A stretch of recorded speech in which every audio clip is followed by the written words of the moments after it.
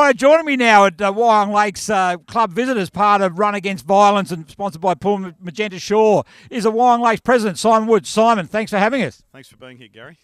Very, very important night, Run Against Violence. But look, your club itself, you've been involved in some really good fundraising this year. Do you want to tell us a little bit about that? Yeah, we have been a little bit. We have our annual Pink Day on the game closest to Mother's Day, and the proceeds of that go to support the local Wyong Cancer Care Clinic at the hospital, which we've been doing for about 4 or 5 years now.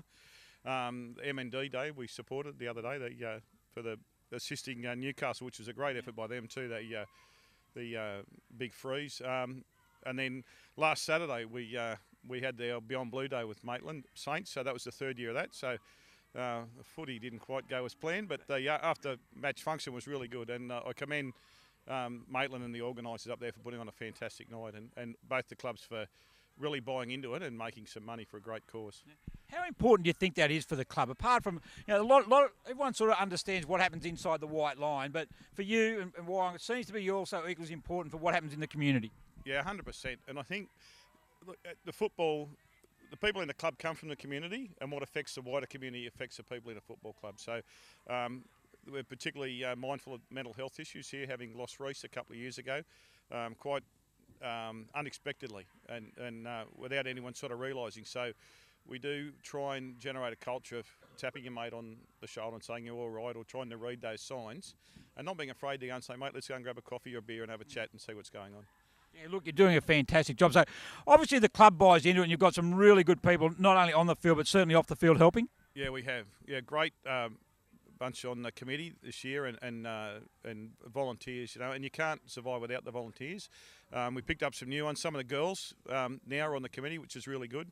And you've got to keep a bit of churn, I suppose, and regenerating and getting motivated people back on the club, and then you just grow from grow. And then it makes everyone else's life easy because they re-motivate you to double your efforts and stuff like that. So. Very good. And look, a great night tonight. You've got the juniors here as well. Juniors and seniors training together.